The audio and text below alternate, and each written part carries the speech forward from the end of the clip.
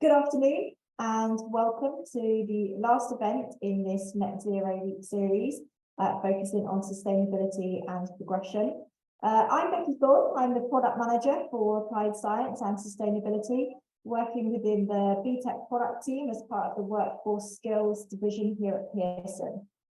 Before working at Pearson, I was an educator in schools, further education and higher education, both within the UK and internationally. And I do have a scientific research background in molecular biology within the context of agricultural sciences. So today's webinar is around sustainability and progression. And we know that sustainability is a concept that's gained significant importance in recent years. There's a growing awareness of the environmental challenges that we're facing in our young people. There's a sense of urgency for long-term solutions that meet the needs both of the present generation, but also without compromise for the ability of our future generation to meet theirs. We know that sustainability is really, really complex and it extends beyond individual actions, but encompasses much broader system thinking. It often requires collaboration among governments, businesses, organisations, and communities to really create sustainable policies, practices, and those associated technologies.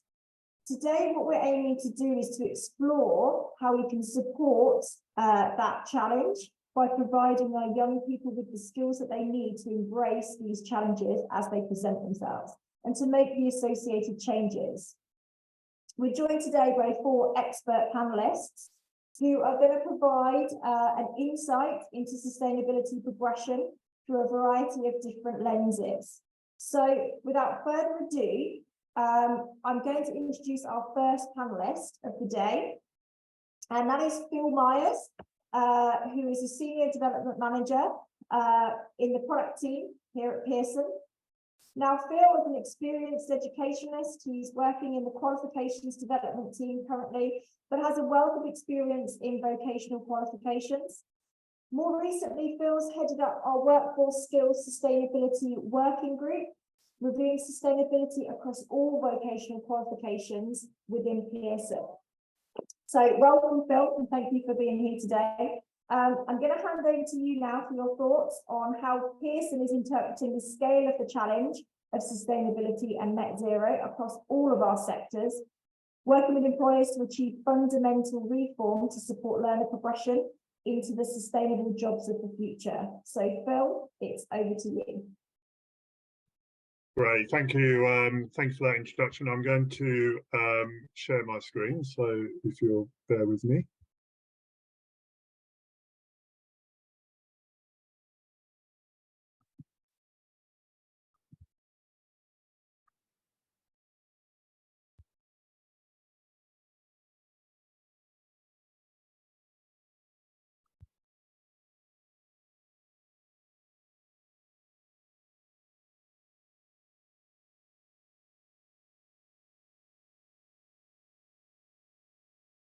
So as Becky said, thank you for the introduction. My name is Phil Myers. I'm Senior Development Manager at Pearson. Part of my role is actually to chair a group within Pearson on sustainability. And Pearson, as you know, is an organisation which works across a whole range of sectors, and we're really starting to see this as an issue which permeates across everything which we do, and consequently our approach has been very much to think about those factors which are affecting sustainability and how they impact across all of our sectors in which we operate. So I'm going to talk a little bit about the sectors in which we operate. Many of you will be aware of those. But also about the system responses and how we're thinking about systems, how we're thinking about the wider context, and what impact that's having in terms of the qualifications and products which Pearson produces. And of course, that's absolutely fundamental in terms of progression. because we're thinking about the skills which learners are going to need to progress into this new world, which is going to have some quite fundamental changes from the world in which some of us grew up in. So I'll be looking at some of those focuses, and then a little bit on progression as well, but also some of the factors in terms of employers and employer relationships which we've been developing. We'll look at some of the achievements to date and really some of our future goals, and this is going to be an ongoing journey, I think, for all of us in terms of pushing forward. And then I'm also glad to say that Will Lambert from the Higher Nationals team, he's going to give us a little bit of detail about how the work is manifest in some of our Higher Nationals and particularly in construction. So some of you will be well aware of the sectors in which we operate, and we have a wide footprint. We're operating in entry to level 1 through level 2 and 3 into Higher Nationals, and we're operating in the UK and internationally as well. And we see sustainability issues permeating across all of these sectors, so there's really no area in the work in which we're doing that sustainability is not becoming a fundamental issue for us.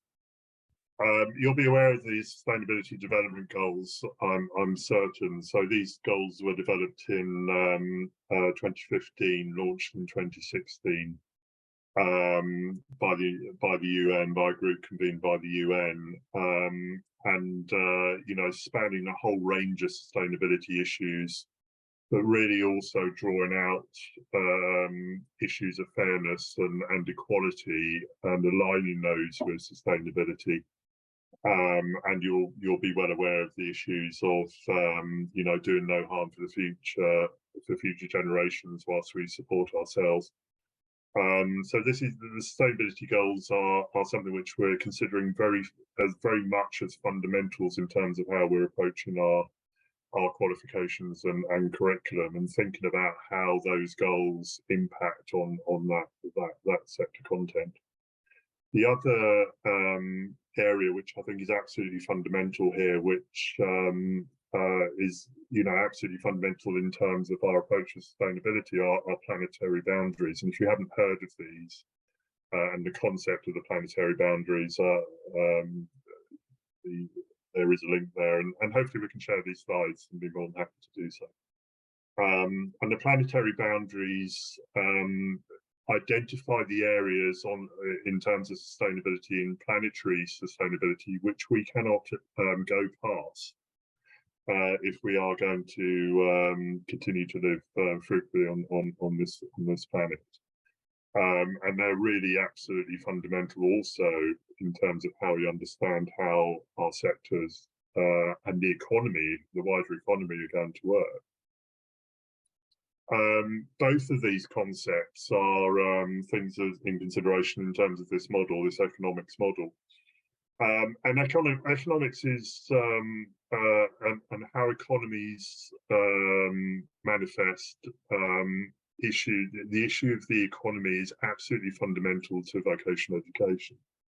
And it's at the core really of what we're trying to do. So at Pearson, we're working with very closely with the UK government. We work very closely with IFATE. We're working very closely with companies in the UK and internationally to help them understand and to work with them in terms of how they reconfigure the skill sets for future work. And the reason I raise this model, and this is a model which has been developed by somebody called Kate Raworth in Oxford, because it is a potential model for economics going forward. And it does think about, at the core of this donut, and she calls it this donut economics. At the core of this are those sustainability goals, so that what we need to do in the future economy is to ensure that those sustainability goals are at the heart, and that people are able to exist and survive and be fruitful within future economies. But what we cannot do is go past that ecological ceiling. So those are those planetary boundaries. So we have to operate in this sweet space in the middle, where we're meeting the needs of people, but we're not exceeding the planetary boundaries. And you know, this is absolutely a fundamental, I think, in terms of moving forward in those sectors. And those sectors we feel are very much moving towards a thought process and an understanding in terms of being able to operate in that sweet space, you know, where they're not exceeding those planetary boundaries, where they are meeting those SDG goals. So we see a lot of, we have in those conversations we're having employers in the UK, employers internationally. We're seeing some of those issues manifest in terms of some of those employers thinking about where that space is going to be. And they're thinking about the skills, the technological skills for the future. They're thinking about their supply chains in terms of moving forward and being moving forward towards net zero goals. They're thinking about the interaction between industry and environment and how they're going to work within that environment. So things to do with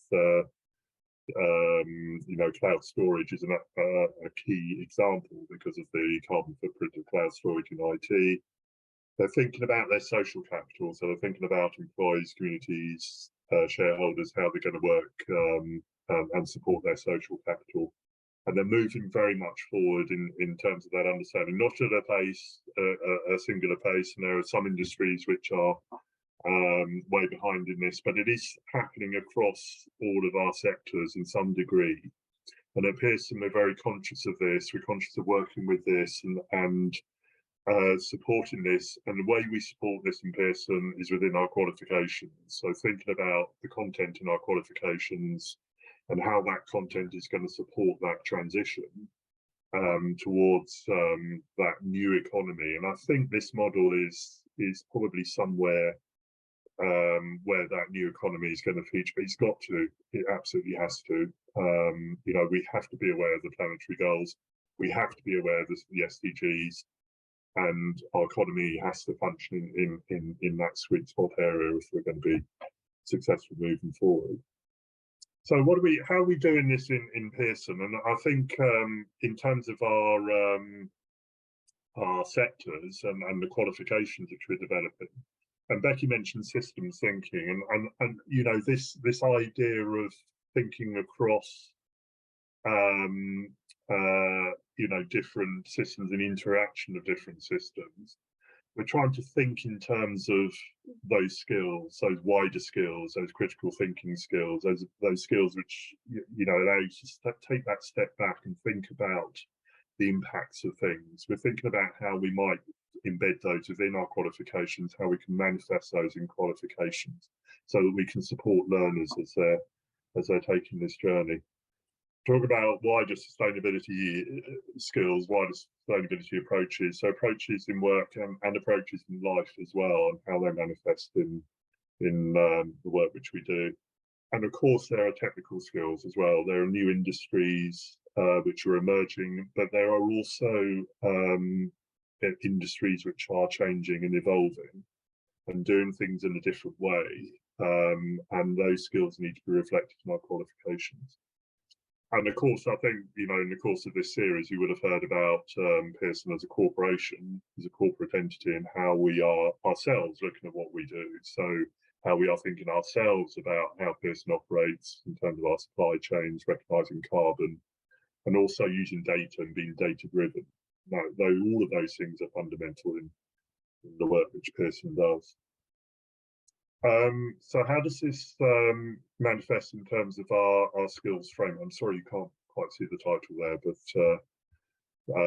you know, this slide is very much thinking about how we're implementing the framework. And what we've done is to create a sustainability skills framework where we've looked at the SDGs, all 17 of the SDGs, and we've correlated those SDGs with cross-cutting skills. And the cross-cutting skills project is also something which the UN worked on. And that is to identify those essential skills which cut across sectors, and are those skills emerging skills which learners need to know. And those things are things like systems thinking. They are things like critical thinking skills, or the problem solving skills. They're the skills which give those learners agency to be able to tackle problems, because we're not going to be in a situation where we can tell learners what to do, and frankly, we don't want to tell learners what to do. We want to educate learners so that they are problem solvers, so that they feel they have the power within them to be able to solve these problems. So we've looked across the sustainability development goals. We've looked at the correlations with cross-cutting skills, and we've looked at the sustainability industry skills. And we've taken ESCO, European Skills Competencies, and how those relate into occupations. And we've created a framework which we're mapping our qualifications against. And we're seeing where we're lacking and what we need to do in those curricula in order to make them better. And we're in a project now of upgrading our qualifications so that they do represent those skills better. Plus, we're writing qualifications which are in sustainability directly, because there are roles within sustainability which learners are going to be progressing to as well. And within this project, we're working with employers. So we've worked with Unilever, Siemens. We've got a collaboration project with Microsoft. We work with a company called Coma, who develop electrical automotive vehicles and battery technologies. We're working across a range of institutions because we're obviously, as a vocational body, we're reflecting that change which is happening within employers already. Employers are telling us that this is happening, and this obviously therefore needs to be reflected within our qualifications. So this is just really in terms of reference, because the sustainability issues are manifest across all of our BTEC levels. So whether that's at the introductory level in terms of awareness and low level, we call them low level, but they're essential roles which people progress into from level 1 and 2 through into our nationals and into higher nationals, and we're reflecting these skills throughout our vocational qualifications. And actually those skills are coming through in our academic qualifications as well. So this is something which is happening across the board. And of course, as an awarding organisation, we are looking at that progression. So those learners taking level 3, progressing into level 4 and 5 in a subject like construction, we're thinking about, how those skills develop and sustainability issues and manifest as learners progress up into higher education. So in terms of achievements, and there's no crowing here because this is work which is going to be ongoing, and really we are going to be continuing with this and really pushing on this. So we have developed this sustainability framework. We are in the process of mapping our BTECs, our legacy BTECs, into that framework. We have produced some guidance for UK nationals, and we're producing guidance for international qualifications as well, which is supporting that sustainability. And there'll be guidance in higher nationals as well. Sustainability is a key pillar within our level 2 and 3 reform. It is a focus point for IFATE as well, and IFATE published guidance. So this is really coming through in terms of those reform qualifications. And it's coming through in terms of our higher nationals as well. Excuse me. We're updating our higher nationals as well to incorporate sustainability, and Will's going to describe how that's happened in construction. I mentioned business here, but it's going to happen across our higher nationals. And we're continuing, and we're collaborating with external groups and companies. So those things are underway and they're happening. Moving forward in terms of understanding net zero and supply and value chains is a piece of work for Pearson as a corporation, which we'll be continuing to take forward. We'll be continuing to increase our links across industry to support our qualification development. This curriculum review at level 2 and 3 is ongoing with our higher nationals and international reform. So you will see sustainability coming through in our qualifications as we move forward. And obviously communication externally in terms of what we're doing is a key part of that. and reporting on data. So we're in a position, we've got a lot of data in Pearson, we want to report on that data, sustainability data and qualification updates. So we'll be looking at that and how we report that data and communicate that data to you. But I will now take the opportunity to introduce Will Lambert, who's our construction expert, and he's going to talk a little bit about how this project is manifest in terms of our higher nationals in construction. I think we'll, if I stop sharing, then you'll be able to pick up the share. Thanks. So thank you very much. I'm going to stop sharing. Okay. So I'm just going to pick up the same deck from Phil and continue.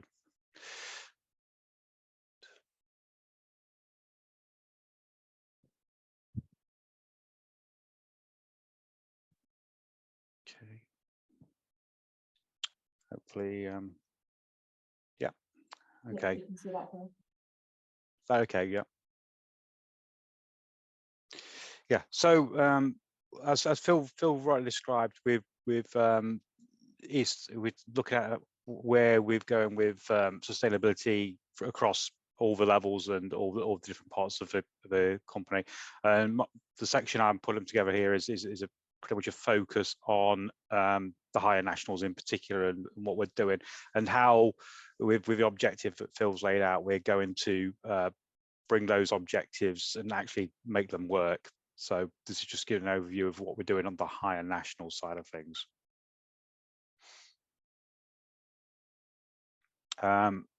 So effectively what we're looking to do is what are our objectives in the higher nationals, but based on the 17 goals, based on all the elements of governance and so on. And what we do is we start to talking together, putting through, okay, what would we need? What do our the centres who are delivering high nationals need as well in particular? And so initially what we're looking at essentially is firstly, what sort of guidance and resources are going to be needed for teachers out there who are delivering the higher nationals, and across a whole range of ideas and what we're looking to develop. And we're still in the process of, we work across sectors. I'm the subject lead for construction. I work with a team of people who represent different areas. So we've got a subject lead for digital, we've got subject leads for health and childcare, and there's all sorts of other subject leads in there. So what we're working together is the sort of materials that may be needed via the different sectors. So some of these will be in all sectors, some of these will probably be only in one or two. It really depends on the particular needs of the sector as well. But we're looking at, of course, support booklets, anything like that can sort of help and be provided.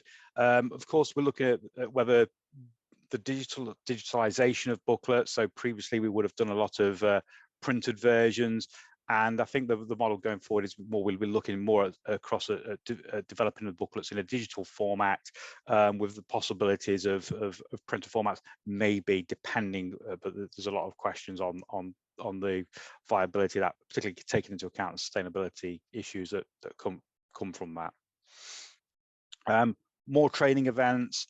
What we're conscious of is we want to make sure that we're putting all the sustainability into the higher nationals, but we want to make sure that the teachers and the assessors who are delivering it are aware of it, they understand it, and they've got an opportunity to talk to as the subject leads in particular about how they can do that as well. So we're not just putting out the guidance, we're offering an event there that they can actually ask us and directly ask us those questions and query what we're doing with it. So if they're unsure, they can talk to us.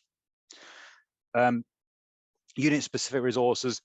Again, they get very much dependent. I'm the subject lead on construction. There's a lot of potential unit resources I could develop based around construction, even if it's linking to various YouTube videos on a really base level, or where it's more specific to something that falls under my area of building service engineering, where there's more interest in the particulars of central heating, of air conditioning units and so on. So there's and heat source pumps and so on. So there's a variety of different things that would then be covered under unit specific resources. And then we want to make sure we clearly signpost to where the sustainability focused units and content is. So again, what we're looking at, in particular, we also do an HM Flex product, which is a relatively flexible product, which allows centres to take units and units from multiple different subject qualifications. So we want to make it easy for perhaps centres to create hybrid sustainability qualifications and programs if need be, by taking elements of sustainability from construction over here, engineering over here, and maybe digital from here, and then they can put together a program that sort of pulls all that together. Given that flexible approach will allow centres and delivery partners to create the program that best suits their needs. And then the other main objective we're looking at is how we're actually embedding that sustainability in the core of our HN qualification. So this is an ongoing process for us. I'm working in particular with my other subject leads on where they are. We've got a design process where qualifications last a number of years. So some are coming to the end of their development cycle, some are coming on more starting. And we're working through that. So the development and redevelopment of qualifications in particular, and how we're going to embed that sustainability in that. So we're looking initially at where we map and align our existing qualifications to the 7 SDGCs. We're going to try and pull that together and pull that information together. At the same time, we're doing that with our current qualifications that are in development as well. So that's an important step we're going to take. Alongside that, within our internal development process and cycles, we're going to include that sustainability. So subject leads are aware of what they've got to include and how they perhaps might want to include that. So it's really important that, although we're looking at what we're mapping and how we're aligning to that when we start that development process, as we develop the qualification, we understand what we need to be clear on, what we're developing and how it needs to be incorporated into the qualification. So we're looking at our entire process of development of qualifications as well. And then we've actually got new qualifications in the process, in the pipeline. We've got specific sustainability titled qualifications in the pipeline as well. So you can be on the lookout for those as they come through. Some of them we're not allowed to talk about yet, but some we will, hopefully sooner rather than later. And then the key point here is, as we're developing those qualifications here, going back to those 17 goals, it's important to also note that we're starting to run out the HTQ qualification. We're starting to bring these out and bring these to the market, particularly in England. But as part of that development process for the HTQs, it's worth noting that a lot of the 17 goals are requirements in the KSBs of occupational standards that the HTQs have to align to. So in a way, we're already, by providing the HTQ qualifications, those 17 goals are particularly with the newer occupational standards, where the HTQs are developed to the new ones, they're already aligning to those goals, because that's a requirement of the HTQ. So that's something else to be aware of, that a lot of the new HTQs, as they come through, are automatically, the alignment and mapping to the 17 goals is embedded by the fact that they're part of that HTQs. And like I say, in particular with the HTQs that align to the newer revised occupational standards. At the same time, we're developing the non-HTQs for international markets. At the same time, we're making sure that those 17 goals are incorporated into the core units, the qualifications, which allow us to ensure that where we have done that development for the HTQ, that they are part of the core qualification anyway. So it's going to be there. And then finally, as I say, that the sustainability goals will be incorporated into our development cycle. So we're ensuring everything's in there. Okay. And this is final few minutes quickly take here is just an example of what we've done. Example of a newly developed unit. This is coming out in our September 23 construction qualifications. A redeveloped unit here called the construction environment. This is one of the core units. This is a unit that's core to every single of our new 2023 construction titles. And within that, we're looking at the introduction there gives you a brief overview of what the core is. But within that, there's learning objective 2, LO2, which brings out the assess the impact of the construction industry. And across the objectives, it's construction related for this one, but we'll be doing this for the other sectors as they need. But here's an example of where we're looking at the 17 goals and we've incorporated it. We're looking at it in terms of that equality and diversity, the ethics of it. We're looking at what is the impact of the construction. So we can look at those resources, they're important resources. We're covering all the variety of those 70 goals. So it's not just about net zero and all. It's all about those wider goals, the sustainability goals, and that's incorporated in the core unit, and that's what we're doing going forward with our development. And then finally, because I'm aware of the time here, the learning outcomes and assessment criteria within that come from that. We've got that for progression, where we've got those past merits and distinctions, where you're then finally going into how you're going to evaluate where that diversity, inclusion, important growth. And hopefully students at this point can link back how that links to those 17 goals, the sustainability goals across that broader scope. So typically HNC, HND students should hopefully be able to start to put everything together that they've learned at the lower levels and start to formulate these ideas of how everything's linked together. So I'm aware I need to move on now. So that's the end of my presentation. Hopefully that's okay, and look forward to any questions.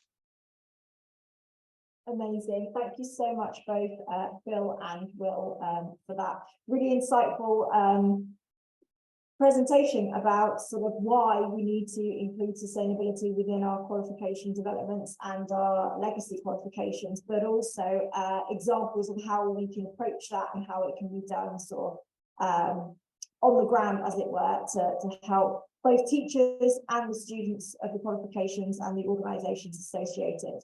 So in the interest of time, I am going to push on. So I'll just remind you, if you do have any questions, please do put them in the chat box and we can put them to the panelists in the Q&A time allowance at the end of today's series of presentations. What I'm going to do is I'm going to move on to our next panelist. So Lewis Morgan is a senior lecturer in primary science and primary education in Leeds Trinity University. Lewis has got a wealth of experience in education with over 10 years being spent in the classroom. He's also co-authored chapters in Teaching the Arts in Primary Curriculum and has also made contributions to the Primary Science Journal. Now today, Lewis is going to be reviewing how teachers, leaders, educators can embed climate change and sustainability into their provision and to help them to develop and promote a sense of belonging when teaching a vastly important subject. So Lewis, such an interesting topic, and thank you once again for being here today to share your views. Please do tell us more about how we go about this. No problem. Can I check that you can see my PowerPoint there? Is that all right? Yeah. Wonderful. Perfect. Hello, everyone. Good evening. Yeah, my name is Lewis Morgan. I was a primary school teacher for around 10 years, and then I moved from being a primary school teacher into higher education here at Leeds Trinity University on the primary science degree. So I teach all things primary science here at Leeds Trinity. And what we've been doing over the last kind of 18 months, close to 2 years now, is delivering climate change and sustainability programs to primary school children, to secondary school children, and then to our trainee teachers, because that's who my students are, but then also working, practicing teachers as CPD. And I'm going to hopefully try and talk you through in the next kind of 13 minutes about the approach that LTU and I are taking in that. So what I like to do is start the training with a bit of an image like that, and there's no chat or anything like that, but I just want you to think about potentially what that image shows us, and all of our kind of training that we're inputting here builds on strong images like that. So you might start to think of what that image is. And actually what that image is, it's come from the University of Reading, and their research that they're doing is actually each stripe represents the average temperature for a single year there. So the shades of blue indicate cooler than average years, and the red shows the hotter than average, which is pretty amazing as we move down that timeline, and a really striking, powerful image. Again, you can have these slides, it's not a problem. There's a link to show your stripes there, which is a really good website to start education from, because there's over 200 countries, states, cities. So you can go onto London there and you can track London's average temperature and how that's increased. Again, making it far more local and personal to the people you're working with and trying to educate and trying to change behavior with, making it far more personable to them. We love sharing images like this. This is one of the ones that the kids really love the most, kind of two maps there. Same images, top one, dark red, are the highest emissions, and then the one below that are the countries with the least vulnerability or the most vulnerability. And when you're working with children and young people and teenagers, actually that sense of right and wrong is really, really, really important to try and instill. And actually this image does it perfectly, because especially the primary school children can't understand that why do those people that are emitting the most, what's going to happen to them? Nothing happens to them. Whereas those countries that are emitting the least there, we can see low emissions, they're really at risk.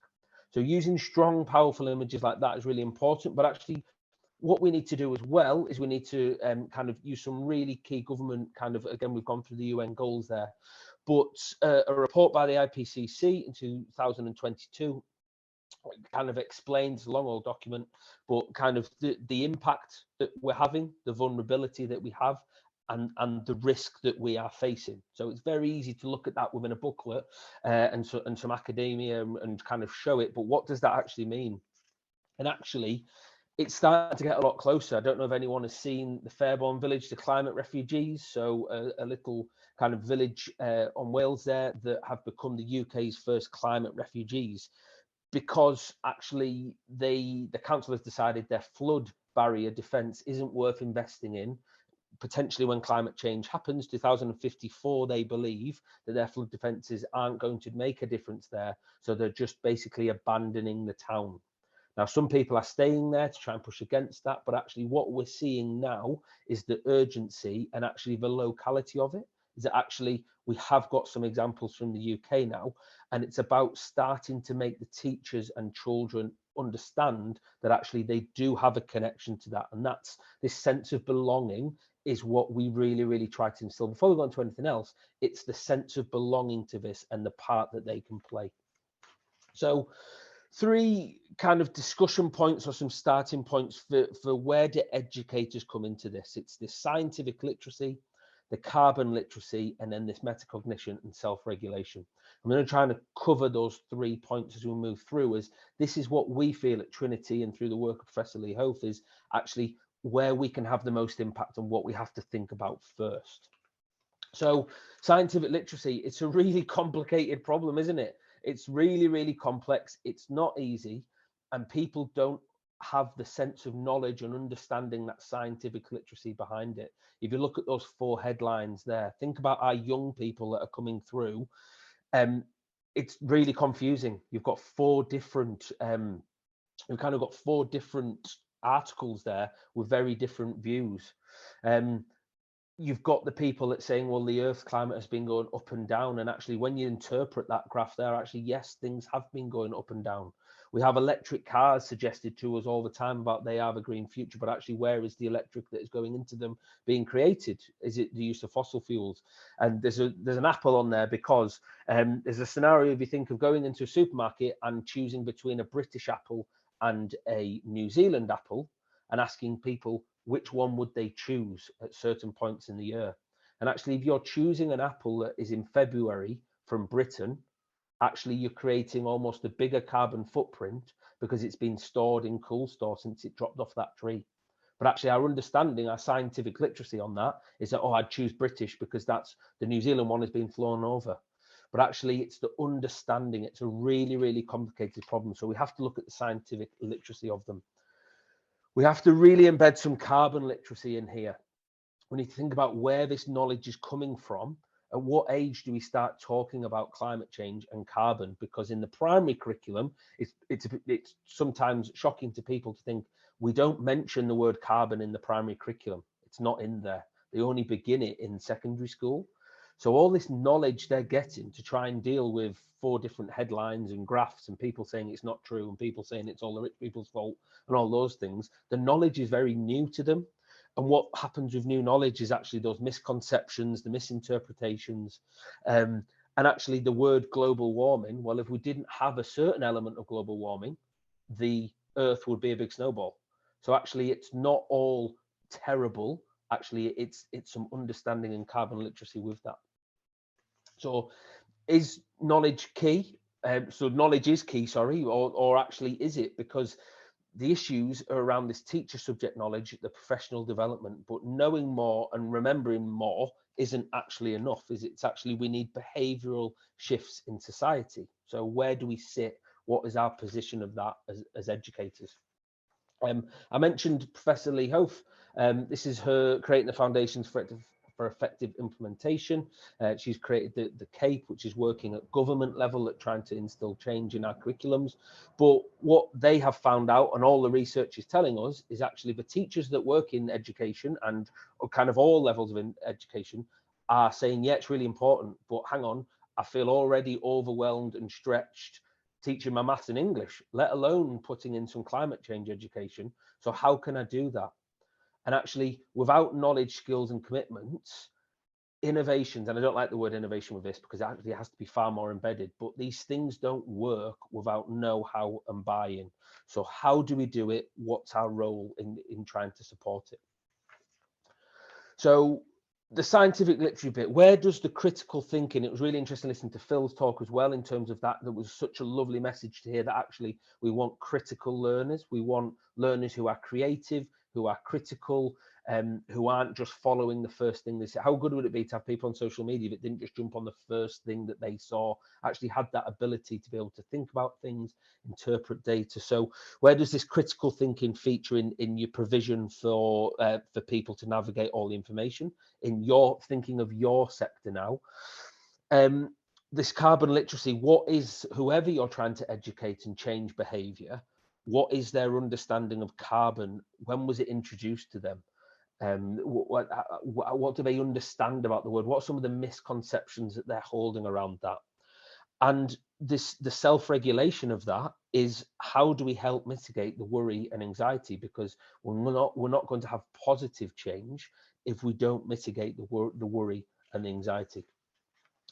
So often when we approach these things, it looks like this. We kind of try and establish some curriculum links, don't we? We maybe buy some external programs, we have some cross-curricular projects, and then we use this evidence-based approach. But there's some real pitfalls that these are absolutely fine, but there are things we have to think about before we engage with this, whatever setting, in a primary school, in a higher education setting, in a business, that we already have an overcrowded curriculum. So we actually have to prioritize the knowledge over kind of time wasted through false links. The external programs we buy in often don't build on any prior knowledge we have, standalone, and that word disconnect from wherever we work, wherever we're based. The work is often, the cross-curricular projects are undertaken by children, but again, that foundational knowledge, it's that superficial engagement. It's almost like a buzzword throughout the week, throughout the half term, and then it disappears. Where's the connectedness to it? And actually, much climate education does not consider what we already know about teaching and learning. Actually, us as educators, we know the kids. We know our little 32 children sat in front of us, or our 60 adults sat in the lecture theatre. We know the best way to get that across and do the pedagogical, do the resources we're buying in, understand that pedagogical approach as well as we do. Because actually, the way for it and the way kind of forward is that actually we need to develop that everyone has a role. But everyone at the moment in generations past has just stared at somebody else to do it. Everyone has a role, and we have to try and get our young people down from our primary school up, all the way through to your businesses, to feel they have a role in that and to feel a sense of belonging. Think about the fabric, the DNA. If you took a walk, and we do this as a primary school teachers of saying, okay, then you're wanting to have change in climate change and sustainability in your school, take me on a walk. Let me walk through the front doors of your school and all the way through your reception class, up through year 1, all the way to year 6, through your corridors and your playground. What does it speak of? What is the fabric? What is the DNA? Does it speak sustainability and climate change? Because if we're asking people to change and we're asking for behavioural shifts, actually what's on the walls? What are the learning spaces? What are the values and kind of communicated through its fabric? How's the value of sustainability and climate education communicated to its inhabitants, people working in there every day, but actually its visitors? Because if we're asking for a shift in behaviour and belief and a sense of belonging, we have to change the fabric and DNA of where we're working, of where we are, before we can start putting in extra resources and training. So we need it to be solution focused, because should be the main priority, especially working with our young people here in terms of this mitigation of climate anxiety. So how do we ensure that our young people and our people that we're in charge of, we mitigate the climate anxiety with it? We have to focus really on high quality teaching and learning. So this knowledge, this coherence curriculum, this effective pedagogy, and it has to be quality resources. And we need to harness this power of the learners, this effective outreach and this partnership engagement. They all have to be connected and they all have to speak of the same fabric and DNA in order, our belief is, for that change to happen.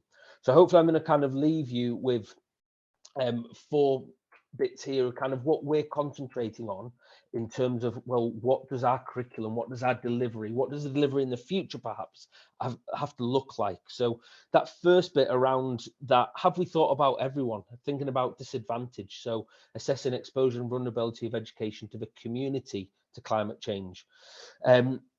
Have you thought about everyone within kind of, it's very easy at school level, for example, it's very, very easy for us to say, okay, on Friday, we're going to do a wrapper-free Friday. No one can bring anything in a wrapper. But actually, when we explore the community and our build-up of our school, what happens to that child that is going to the food bank for their next meal? And they don't have a choice whether it's in a wrapper. And the story is genuinely seeing children, when you instill that, unwrapping, let's say, a biscuit they've got from the food bank and bringing it in wrapped in tissue in their bag. Actually, it's that, have we thought about everyone? Moving from the individual to collective actions as well, and what the education community can take towards those actions. Number 2, there, sectors may default to using resources which may not be integrated to a curriculum. They might be standalone and without thinking about actually how they're aligned to the purpose of the education, the vision, the ethos, holding those professional conversations about climate change, and they become very, very standalone.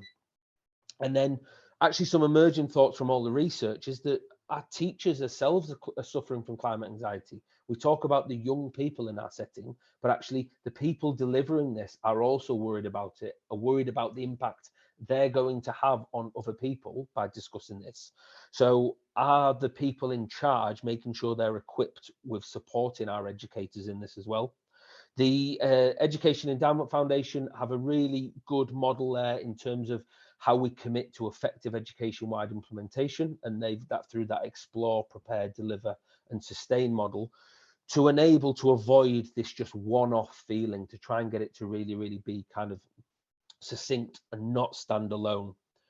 And then actually this delivering high quality professional development, because does the professional development we're bringing in align with that fabric and DNA and what we're already talking about? Or are we just bringing it in to fix an issue really quickly? Whereas actually, is that going to help towards that self of belonging and feel like they are part of it? Because there's no way around it, that actually it's happening and it's taking shape, and we have to think about being able to get people that sense of belonging, that sense of belief that they are a part of it. And in true primary school teacher, I do have a video there, but I will not play it now. But if you get a chance to go on the slides, or you YouTube Doing Nothing is an Option from Flows and Planet, and you watch the small 2.5 minute clip from David Attenborough, it's pretty amazing in terms of trying to get that sense of belonging to this. I know we'll have some questions after if anyone does, but please feel free to take my email down there if anything I've said has sparked any interest or debate. Thank you very much. Thank you so much, Lewis, and so much there to think about just what what we can do to help support sort of the young people that we have coming through. And I think your point about climate anxiety being within young people and also teaching staff and those deliverers of education is a really crucial point as well. I think, you know, is something that certainly needs addressing. In the interest of time, I know there are a couple of comments in the chat box. So Lewis, I'm going to point you in the direction of the chat box whilst we go to our next panelist. But we will have some time for questions at the very end of this event. So I'm going to pass over to Dr. Quaker Adams, who is the Associate Professor in International Business and Management and the Programme Leader for the MSc in International Business and Management at the Bradford School of Management in the University of Bradford. Quaker is a Senior Fellow of the Higher Education Academy and holds an MBA in Finance, a Master of Laws degree, and also a doctorate in International Business Management. His research interests include the wider environmental, social governance and human rights challenges that are facing our multinational corporations. Now, his works appeared in many journals, such as the Journals of International Management, Journals of Business Research, and lots more. Apologies, I couldn't list them all, Quaker. We've run out of time. Quaker is currently on the External Examiners and External Experts Subcommittee at the University of Bradford. It's lovely to have you with us today, Quaker, and thank you so much again for your time. You're going to review sustainability skills from a business perspective, so please do carry on, and we look forward to hearing what you have to say. Okay, thank you. Just checking, can you hear me? Yes, we can hear you, and we can see your presentation. That's good, thank you. Well, great presentation by Luis, and he raises some really key issues about climate anxiety. I've been working in higher education for over 15 years now, and what we do in the School of Management is to prepare students to go out in a place of work. And what you find is that CEOs that end up recruiting our students don't want those who go and mourn about the problems of sustainability. They want to get students or professionals who have got answers to the problems that the businesses face. So that's what I'm going to be focusing on for today, focusing on the green transition skills that you need to succeed in higher education. Okay, so I will just focus on, first of all, a quick introduction, and then I will sort of get you to think about what you think is the biggest challenge that we face in the future. And then what green skills do you need to succeed in higher education? And how do we turn just sort of answering Luis's question, last presenter's question about climate anxiety, how do we turn climate despair into climate repair? And some of the papers I've published looks at the role of women and gender and ethnic minorities and how important they are in finding solutions to some of the climate challenges that we face. This is an event that has been organized in the Caribbean, 1.5 to Stay Alive. They push it through the UN to ensure that nations around the world do things that will help us keep everybody alive by keeping to 1.5 degrees Celsius in terms of temperature. And that is not just for the Caribbean, it's for the whole world. So think about that everything you do or I do has an impact one way or the other on the environment. This happened in Pakistan. I think you heard or watched the news about the events of flooding in Pakistan and how terrible that was. Okay, that's Asia. You look at it, this happened in Ghana, where I was born and do come from. So that's an event in Africa. You look at the flooding in Africa. And so let me ask the question, what is the biggest threat that we face? The biggest threat is not climate itself.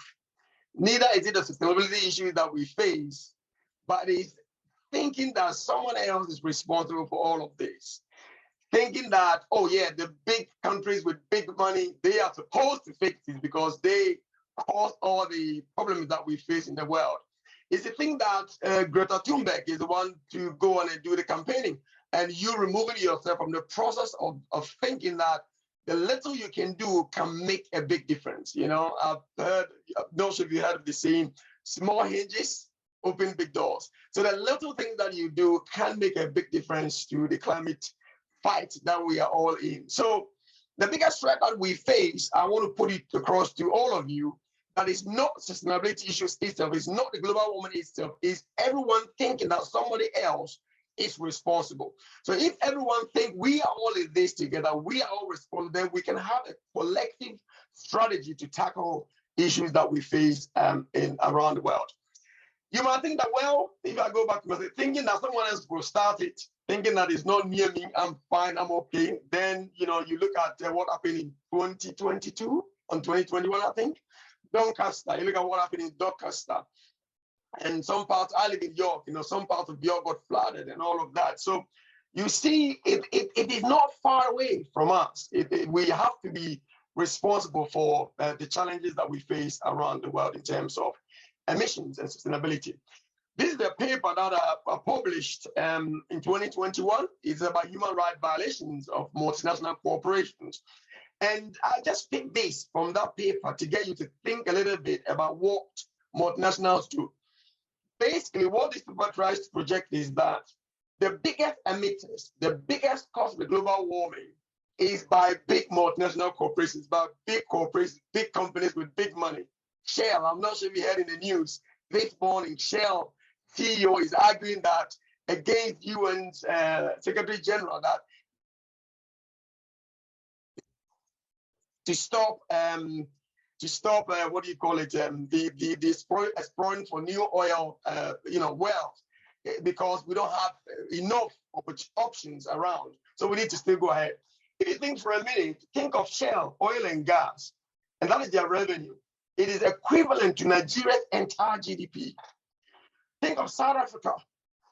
South Africa's GDP is 418 billion. If you look at the CNPC alone, China National Petroleum Corporation, 266 million.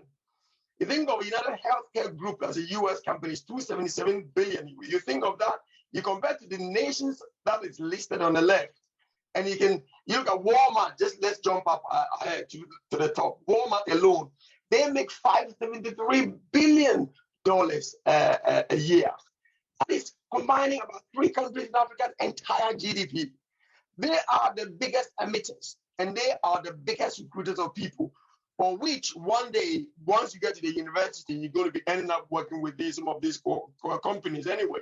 So how do we convert the issue that we've got from climate despair into climate repair? This book that I've got here is by Ivan Goldstein in the US. And in this book, he sort of summarizes that everything we do, positive or negative, makes a difference. And if you don't get anything from me, you don't remember anything from me, just remember this, that everything we do, positive or negative, does make a difference. Okay. So what HEI skills, higher education skills do I need? I think all the speakers so far have alluded to the fact that sustainability issues, it requires interdisciplinary approach. There's a bit of science in it, there's a bit of environmental science in it, there's a bit of management, there's a bit of finance, there's a bit of accounting. So that's a very important skill that everyone that comes to higher education needs. Number 2, start thinking about social entrepreneurial skills, social enterprises. You know, when you go to start a business that it makes profit, it's fine, but how do we set up businesses that solve social problems? That's what we call in management as social entrepreneurship. How do we use social media to spread the word in Asia, in Africa, Europe, North America? How do we use social media? Launch a new app that is going to rival Twitter. How do we use those options as young people to send a message out about everyone contributing something small to curb the impact of global warming? How are we prepared to contribute in HEI settings? I've provided some slides here, some websites that you can go back to and visit, and sort of help with these websites. It's a fight for global fight for climate change. So if you go on there, it includes kids from the USA, from North America, from Europe, all over the world. So these sites will give you some ideas of what other kids are doing around the world. To finish off, let's look at the theory of change. How do we change? Change is crucial, but change consists of planning. So at the moment, we need to plan. We need to participate. We need to think of being part of it. We need to change what we do. We need to evaluate how we do. change must be intentional. It has to be intentional. So if you want to go to higher education and succeed, you have to ask yourself, what change am I going to bring on board? Last week, I had a student whose grade was not good enough. So the admissions team emailed them and asked me, this student did not meet the criteria. Would you take this student on board? So I have to look at other skills, other things that they've done. And I say, okay, well, we look at all the skills, the experience, all the background things they've done, they've contributed to that. So we can give these students an offer to study management with us, basically. So those things are quite important. I mentioned, how do we change or move away from climate despair to climate repair? And I'll provide you with just 3 things and finish off. The first one is that we need to think interdisciplinary, that solutions to climate issues is not going to be from just one angle. It's got to be involved in so many different parts, so many different angles. So every qualification that you've got that you're learning is quite crucial. It will come handy one way or the other in finding solutions to climate challenges. The next one is developing local content. We need to find local contextual issues to solve local problems. That's extremely crucial. Wherever you live, if you find any issues that you can address, set up a Facebook page, set up a social media platform, and try to set up something to solve the issue in that local community. Volunteering for climate events at schools is extremely crucial, and that adds a lot of value to your qualification. In case you don't make the grades, those issues becomes quite crucial in getting admission to some of the best universities. What actions can I take now? You can develop, as young people, want to challenge everyone, develop climate change games that get kids to think about climate change, developing apps that get them to think about climate change. How do we use AI, artificial intelligence, to solve climate issues? We can come up with films, performances, plays, comedies, music events to solve climate events. And normally when young people are engaged in this, there's so much, when the youth are involved in this, it's so much powerful. And that's one thing that I would encourage you. Of all the things I've said, I think the most effective method is to be a climate ambassador yourself. Being a climate ambassador. Number one, it enhances your CV, it boosts your own confidence, and then you feel like you contributed something much more bigger than yourself. So I'll finish off by going to this paper that I've published and other papers published along the lines of the role of women. We looked at the data, about 4,000 set of data, and looked at if a woman is a CEO of an organization, how do they treat CSR, corporate social responsibility? How do they treat sustainability issues?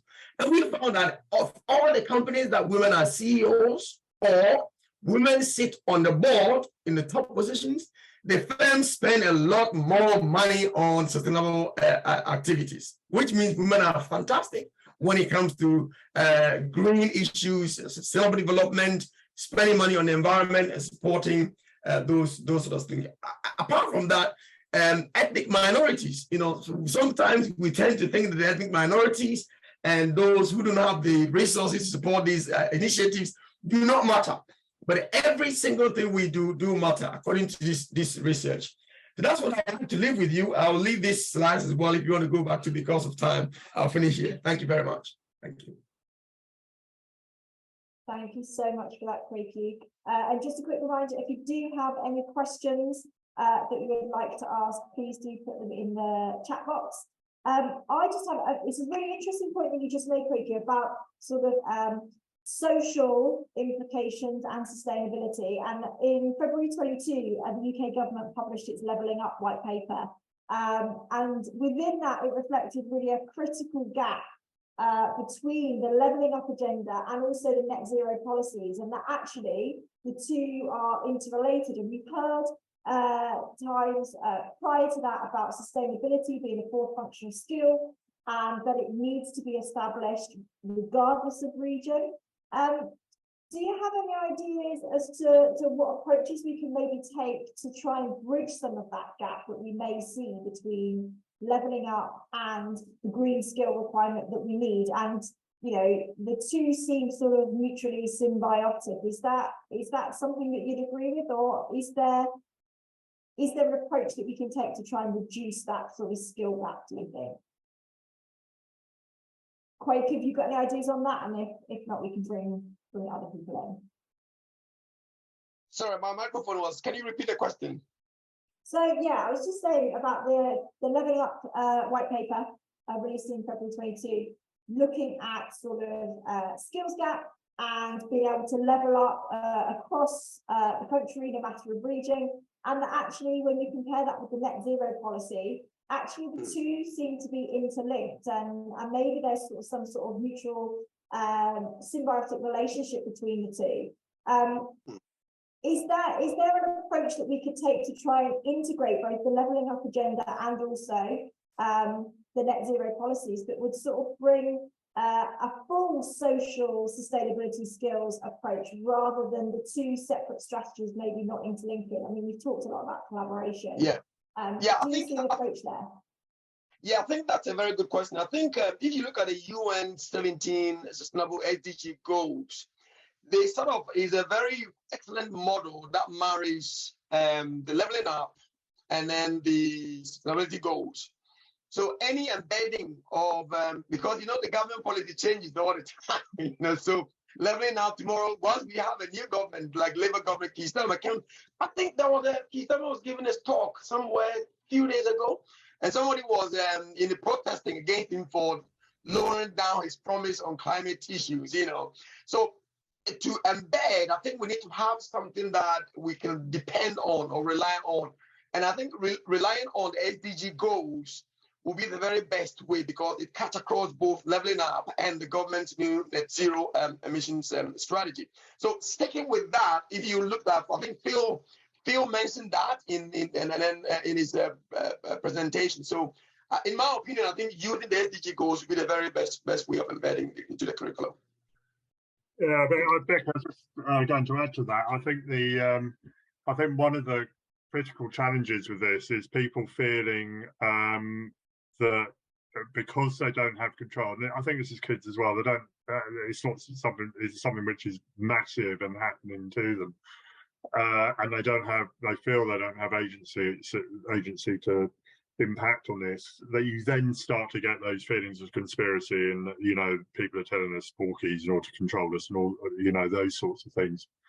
And that, for me, this is a massive challenge, you know, with this, and how do we address that? And I think that issue of systems thinking, and I've dropped an article into the chat, which I found really interesting, but once you start to work with people to the extent that they feel they have control of the information and they are looking for solutions in the information, they themselves are able to start to see the links between things which are going on, then they become a lot more empowered and a lot more feeling a lot more in control of the information. And that actually, I think, helps in terms of not feeling useless and picking up on the things which Kweki was referencing, particularly in terms of local activism, because if you feel there are some that you can see the connections, you can see the connection between what's going on globally and what's happening locally, and then you feel, right, okay, it does make a difference if I get involved locally and I start working in my community.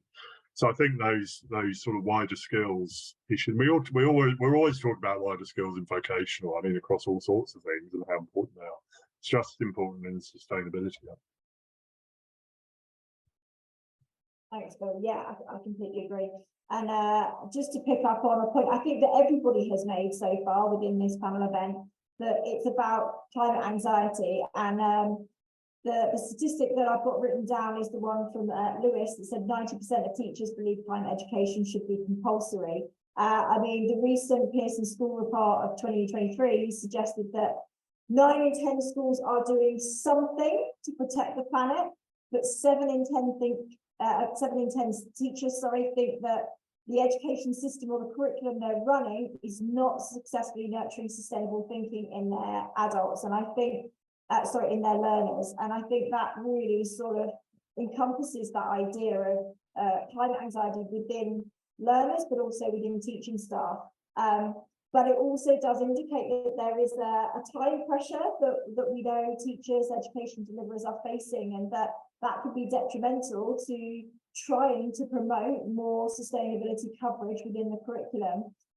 So with that in mind, I mean, if there was a single sort of takeaway quick win, if there is such a thing, that you could give as a piece of advice to educators, teachers, as to a start point or something that they could do today to make a difference in terms of approaching that. And I think we've seen Lewis articulated just how complex this is and how long a process it really needs to be to get that sustainable thinking development from the ground up. But in the interim, is there a quick win, a single piece of advice that any of you could give that maybe might help with addressing that issue? Craig, I'll come to you first. Yeah, I'll start by saying that, see, the painting a picture of gloom and doom basically disempowers people. There's nothing we can do again. You know, what else can we do about it? You know, it's finished. It's all said and doom and done. So when those things are not managed effectively, what it does is just takes power away from students, and everyone thinks there's nothing we can do because in the hands of the big corporations, so to speak. But we need to change climate despair into climate repair. I think that communication of a bit of positivity that there is, it's not too late yet. There's something we can still do about this, a bit of hope into the curriculum about that. Yes, there is something you can do. You can do this, you can do that. That can do attitude is missing. And I think we need to bring it back to the classroom and not painting gloom and doom all the time, although it's not brilliant news that we hear all the time. But we have to paint a bit of positivity that we can do something and it's not too late yet. What I was saying. I'd add into that. I think as and vocational is very much where we're sort of situated, is to start looking at those companies who really are starting to change what they're doing and being very effective in it. I think people have a tendency to look at government and think, well, you know, Sunak said this or Trump's doing that. Actually, people will get on with it irrespective of what governments do, and they are, and they have shown themselves to do that. And I think, you know, there are companies out there in various sectors who are getting on with it. And I think look at those, see what they're doing, and you know that you potentially a learner, you could be working for a company who is, you know, it got sustainability at its heart. You know, that could be your future. Amazing. Thank you so much for your thoughts there. I'm sure we could continue discussing this all day, but we have come to the end of our time allowance, unfortunately, for today. So as we come to the end of what's been an incredibly informative week, let alone webinar, individual webinar event, I just wanted to thank you all once again for both today's session, but also for previous sessions, for all of the insightful discussions that you've brought along, the innovative ideas, the challenge, the discussion, and most importantly, the collective commitment that we have towards our sustainable future. I would urge each and every one of you to take one thing away that you've learned from this session, something tangible that you can do, and that goes hand in hand with what Craig's just said, and also Phil. If there's one thing that you can do to embrace sustainability as a core value, to integrate it into any of your decision-making processes, it's certainly something that I think everybody would recommend. So for now, have a lovely evening. We hope to see you all again soon. And yes, please do join us again in the future. Goodbye.